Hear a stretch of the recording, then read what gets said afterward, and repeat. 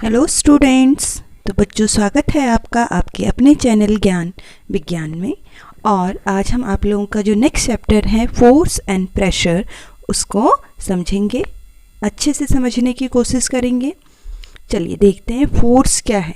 देखो बेटा, आपने अपनी डेली लाइफ में बहुत सारी चीज़ों को पुश किया होगा, पुल किया होगा, है ना। और आप कहते हैं कितनी एनर्जी लगा रहे हैं उसमें।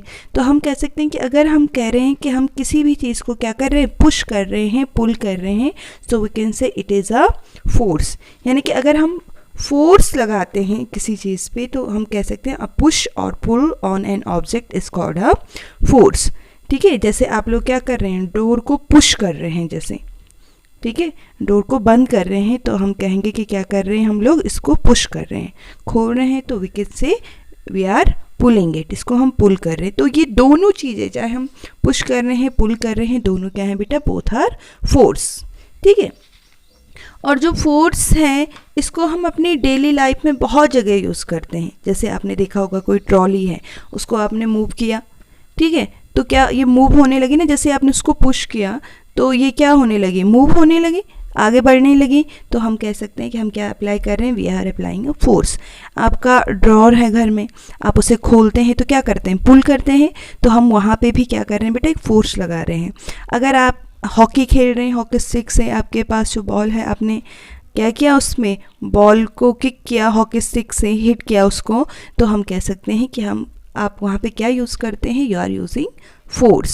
सो वी कैन से क्या है कि पुश और जो पुल है ये क्या है, दैट इज़ अ फोर्स, वो फोर्स है। ठीक है, नाउ सी फोर्स है तो क्या होगा बेटा, अगर फोर्स किसकी वजह से होता है, forces are due to interaction.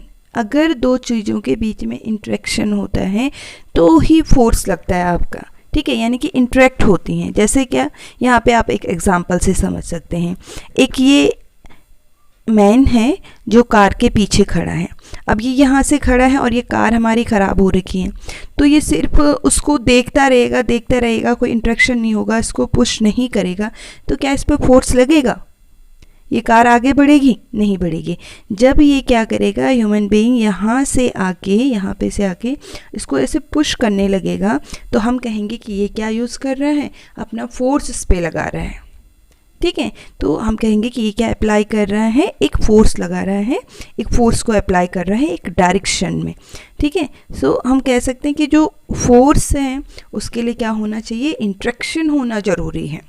ठीक है, दो चीज़ों के बीच में खड़ा रह के नहीं कर सकते।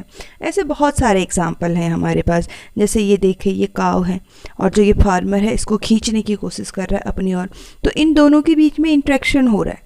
अगर ये फार्मर यहीं खड़ा रहता, अपना फोर्स नहीं लगाता, उसको खींचने की कोशिश नहीं करता, या काव दूसरी साइड जाने की कोशिश नहीं करती, तो क्या होगा, कोई फोर्स ही नहीं लगता उन पर। ठीक है, ना इधर फार्मर का फोर्स लगता और नहीं काव का फोर्स लगता अगर सीधे खड़े रहते। ये दोनों क्या लगा रहे हैं, फोर्स लगा रहे हैं अपनी अपनी डायरेक्शन में। ठीक है, चाहे इसका रिजल्ट कुछ भी हो, बट फोर्स तो यहाँ पे अप्लाई हो रहा है। तो आई थिंक आप लोग समझ गए होंगे कि फोर्स क्या है। एक और एग्जांपल चलो देखते हैं। आप लोग खेलते रहते हैं, यहाँ पे ये दो गर्ल्स हैं और ये एक दूसरे को पुश कर रही हैं। ये इसको धक्का दे रही है और ये इसको धक्का दे रही है। ठीक है, तो अब क्या है, ये भी फोर्स अप्लाई कर रही हैं, they are also applying force. तो हम कह सकते हैं कि कोई भी कहीं पे भी अगर पुश हो रहा है, पुल हो रहा है, तो हम वहाँ पे क्या अप्लाई कर रहे हैं, we are applying our force, हम फोर्स को अप्लाई कर रहे हैं। ठीक है, या फोर्स वहाँ पे यूज़ हो रहा है। जो फोर्स है बेटा, उसमें क्या होता है, magnitude and as well as direction. अब ये मैग्नीट्यूड क्या है, ज़रा इसे समझते हैं। देखो, अगर कोई बड़ा इंसान है, ठीक है, वो किसी बॉक्स पे अपना क्या कर रहे हैं, ये एक बॉक्स है, ठीक है, ये एक बॉक्स है और कोई एडल्ट मैन इस पे फोर्स अप्लाई कर रहा है, ठीक है, तो उसका फोर्स ज़्यादा होगा एज़ कंपेयर टू चाइल्ड, और एक चाइल्ड भी उस पर अपना फोर्स लगा रहा है मान लीजिए। ठीक है, तो कौन ज़्यादा फोर्स लगाइएगा, सोचिए आप किसका फोर्स ज़्यादा होगा, एक जो एडल्ट पर्सन है उसका फोर्स ज़्यादा होगा ना। तो हम ये क्या कहेंगे बेटा कि बड़े वाले का जो फोर्स है वो ज़्यादा है एडल्ट पर्सन का, और जो स्मॉलर जो ये बच्चा है, चाइल्ड है, उसका जो फोर्स है क्या है, स्मॉलर फोर्स है। ठीक है, तो जो फोर्स है उसकी एक स्ट्रेंथ होती है, ठीक है। तो इसे हम क्या कहते हैं बेटा, जो इसकी स्ट्रेंथ है फोर्स की, इसको हम मैग्नीट्यूड में एक्सप्रेस करते हैं। समझ रहे हैं आप लोग? फोर्स की जो स्ट्रेंथ है, यानी कि कितना फोर्स उस पर लग रहा है, ज़्यादा फोर्स लग रहा है, कम फोर्स लग रहा है, तो उसको हम, अगर हमें उसे एक्सप्रेस करना है, उसको बताना है कितना लग रहा है, हम सिर्फ साइंस की लैंग्वेज में बहुत ज़्यादा और बहुत कम तो नहीं बोलेंगे।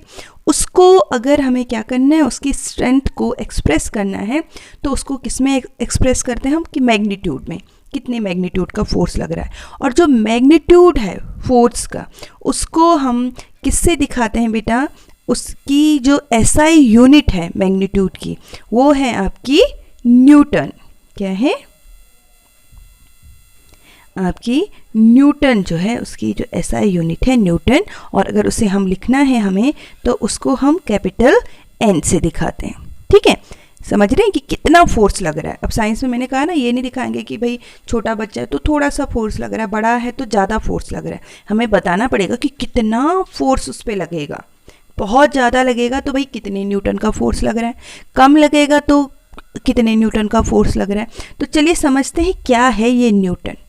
ठीक है, अगर हमने मान लिया कि हमने कहा कि भाई हमने इस पर 1 न्यूटन का फोर्स लगाया, समझ लीजिए कितने का फोर्स लगाया, 1 न्यूटन का फोर्स लगाया। अगर मैं बोल रही हूँ कि ये जो बॉक्स है हमारे पास, इसमें हम 1 न्यूटन फोर्स लगा रहे हैं, तो 1 न्यूटन फोर्स का मीनिंग क्या है, कि यानी कि हमारा जो फोर्स है वो कितना है, ये 1 किलोग्राम के बॉक्स को 1 मीटर पर सेकेंड स्क्वायर की स्पीड से मूव करा रहा है।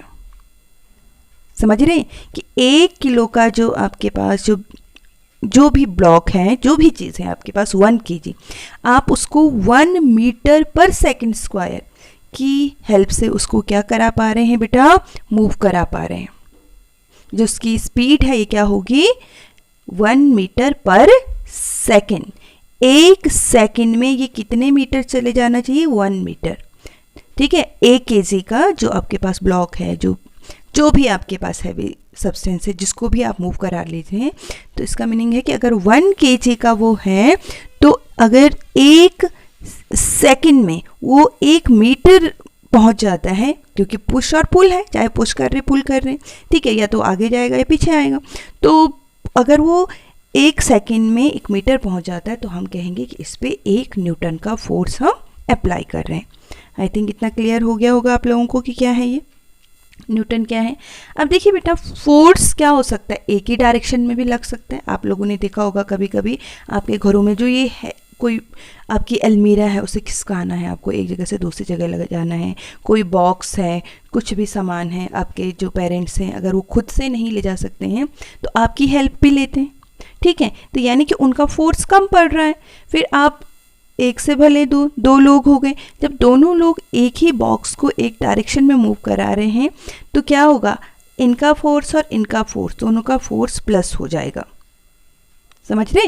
तो हम कहेंगे कि इतना न्यूटन का फोर्स, कि कितने मीटर पर सेकेंड स्क्वायर की हेल्प से इसको वो मूव करा रहे हैं, तो ये कितना न्यूटन फोर्स इस पर अप्लाई कर रहे हैं। ठीक है, तो इन दोनों के फोर्स को हम प्लस कर सकते हैं। और ये जो फोर्स है ये अगर सेम डायरेक्शन में हो रहा है, खैर तो मैंने आपको एक्सप्लेन कर दिया, ये आपके बुक की कटिंग है। ठीक है, कि अगर हम क्या कर रहे हैं, एक से ज़्यादा फोर्स को अप्लाई कर रहे हैं एक ही डायरेक्शन में, तो हम इन दोनों फोर्स को क्या करेंगे, ऐड कर देंगे, ये लार्ज फोर्स होगा।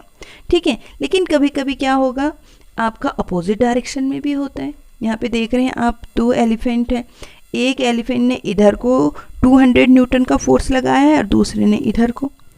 अब रिजल्टेंट फोर्स क्या हुआ इसका रिजल्टेंट फोर्स क्या हुआ, 0। भाई इधर को भी 200 न्यूटन का लग रहा है, इधर को भी 200 न्यूटन का लग रहा है, तो रिजल्टेंट फोर्स क्या हो गया, 0।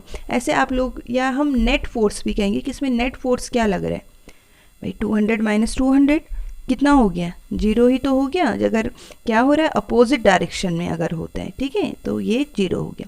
या आप लोग कभी कभी घर में भी ऐसे करते होंगे, गेम खेलते होंगे, किसी बॉक्स को एक ने इधर से धक्का दिया, एक ने इधर से धक्का दिया, ठीक है, एक इधर को पुश कर रहा है अपोजिट साइड में, दूसरा इधर को पुश कर रहा है, तो ये इस बॉक्स में मूवमेंट होगा क्या, नहीं हो सकता है, क्योंकि जो नेट फोर्स है वो तो क्या हो गया, 0।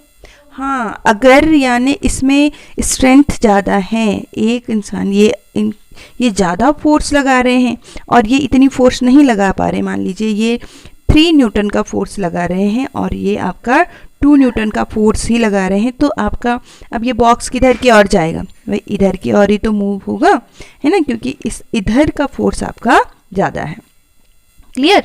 तो ऐसे एक एग्जांपल से समझते हैं। आप लोगों ने सबने टग ऑफ वॉर गेम तो खेला ही है, ठीक है। खेलते हैं तो क्या होता है, अगर दोनों जगह से इतना ही न्यूटन का फोर्स लग रहा है तो कोई भी नहीं हारता है, जो आपकी रोप है वहीं की वहीं रहती है।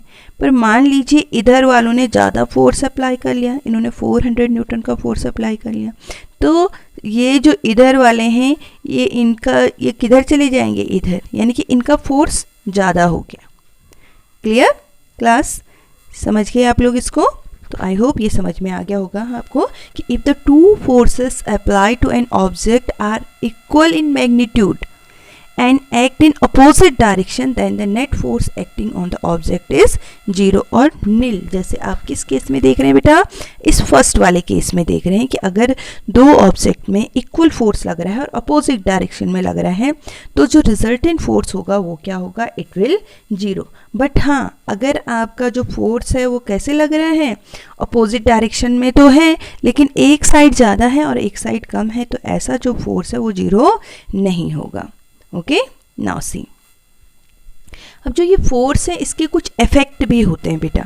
हमें कैसा पता चलेगा कि फोर्स लग रहा है, क्या इफेक्ट हमें देखने को मिलते हैं, ठीक है। तो फोर्स क्या कर सकता है बेटा, it can make an object to move, किसी ऑब्जेक्ट को ये मूव करा सकता है, ठीक है। आपने देखा होगा कि कहीं पे अगर हम फोर्स लगा रहे हैं, कोई आपके पास क्या है, बॉल है, ठीक है, या कोई ट्रॉली है, तो आपने जैसे उस पर फोर्स लगाया थोड़ा सा वो आगे मूव करने लगेगी, होता है ऐसे, तो हम कह सकते हैं कि ये मूव करा सकते हैं। इसके साथ साथ ये जो मूव हो रही है ना जो चीज़ें, उसको बढ़ा भी सकता है बेटा, ठीक है। जो चीज़ें मूव हो रही हैं मानो पहले से मूव हो रही हैं, ठीक है, लेकिन आपने क्या कर दिया, ज़्यादा फोर्स पे अप्लाई कर दिया तो इसकी स्पीड भी बढ़ सकती है। It can also improve the speed also. जैसे आप साइकिल चला रहे हैं नॉर्मल जैसे चलाते हैं, लेकिन मान लो आप जल्दी जल्दी जल्दी जल्दी पैडल मारने, ठीक है, तो अब आप क्या यूज़ कर रहे हैं, you are using bigger forces, ज़्यादा फोर्स यूज़ कर रहे हैं। इससे क्या हो गया, साइकिल तो पहले भी चल रही थी आपकी, बट अब इसकी स्पीड बढ़ जाएगी। तो हम कह सकते हैं a force can change the speed of a moving object, किसी मूविंग ऑब्जेक्ट की स्पीड को भी चेंज कर सकता है। इसके साथ साथ डायरेक्शन चेंज कर सकता है फोर्स। कैसे? क्रिकेट तो सब खेलते हैं आप लोग, ठीक है, तो आपने देखा होगा, मान लीजिए यहाँ पे क्रिकेट खेला जा रहा है और यहाँ से जो बॉलर है इसने बॉल डाली, ठीक है। अब जो ये बैट्समैन है ये क्या करेगा, ये भी फोर्स लगाएगा यहाँ से अपने बैट से, और जितनी ज़्यादा फोर्स लगाएगा बॉल उतनी ज़्यादा दूर चली जाएगी, होगा ऐसे, ठीक है। तो हम समझ सकते हैं कि जो फोर्स है बेटा ये क्या कर सकता है, it can change the direction of a moving object also, ठीक है। ये किसी चीज़ की शेप को चेंज कर सकता है, बहुत जगह देखा होगा आपने डेली लाइफ में। आप रबर बैंड देखिए, रबर बैंड पे आप फोर्स लगाइए, देखिए बड़ा हो जाता है वो, है ना। इसके अलावा आप जो स्पंज है आपके पास उस पर थोड़ा फोर्स लगाइए, पूरा प्रेस हो जाता है, वो दब जाता है। आपकी जो स्प्रिंग है उस पर फोर्स लगाइए, ठीक है। तो ये क्या कर सकता है, किसी चीज़ के शेप को चेंज कर सकता है। आपने घर में अपनी मम्मी को देखा होगा, जो डो है उसको नीट करते हुए, उसको गूंथते हुए देखा होगा, आटे को गूंथते हुए, या रोटी बनाते हुए देखा होगा, चपाती बनाते हुए। तो क्या होता है, जो चपाती है, ठीक है, जो आपकी चपाती है पहले तो ऐसे गोल गोल रहती है, जब उसके ऊपर से फोर्स लगाया जाता है, बेलन से फोर्स लगाती है आपकी मम्मी इसके ऊपर से, तो ये पूरी रोटी बन जाती है, ठीक है। तो हम कह सकते हैं कि ये क्या कर सकता है बेटा, it can change the shape also, ये किसी चीज़ के शेप को भी चेंज कर सकता है अगर हम फोर्स अप्लाई कर रहे हैं, ठीक है। अब देखिए बेटा, ये फोर्सेस कितने तरह के होते हैं। फोर्सेस को हम मेनली ब्रॉडली 2 कैटेगरी में क्लासीफाई करते हैं। कौन सी 2 कैटेगरी हैं, एक तो होते हैं बेटा कॉन्टैक्ट फोर्सेस और दूसरे होते हैं आपके नॉन कॉन्टैक्ट फोर्सेस। देखो, कॉन्टैक्ट फोर्सेस कांटेक्ट फोर्सेस कौन से फोर्सेस होते हैं बेटा? जब किसी चीज़ के कांटेक्ट में आने से फोर्स लग रहा है तो वो कांटेक्ट फोर्सेस हैं। ठीक है, दो चीज़ें, दो ऑब्जेक्ट एक दूसरे के कांटेक्ट में आ रही हैं और तब उनमें कुछ चेंजेस देखने को मिल रहे हैं तो वो कांटेक्ट फोर्सेस हैं। नॉन कांटेक्ट फोर्सेस जब एक दूसरे के कांटेक्ट में नहीं आ रहे, नाम ही है उसका नॉन कांटेक्ट फोर्सेस, तो उसको हम क्या कहेंगे? Non contact forces. चलो उसको कुछ एग्जांपल से समझते हैं। आप लोगों ने देखा होगा, ठीक है, आप लोग रन करते हैं, दौड़ते हैं, किसी चीज़ को उठाते हैं, ठीक है, तो वहाँ पे क्या यूज़ करते हैं आप लोग? अपने मसल्स को।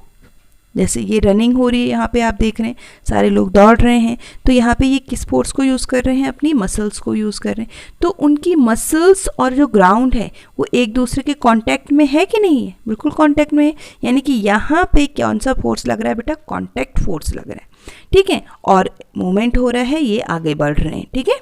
दूसरा देखिए, फ्रिक्शन, फ्रिक्शनल फोर्स सुना है आप लोगों ने? फ्रिक्शनल फोर्स, फ्रिक्शन यानी कि अपोजिट डायरेक्शन में लगता है।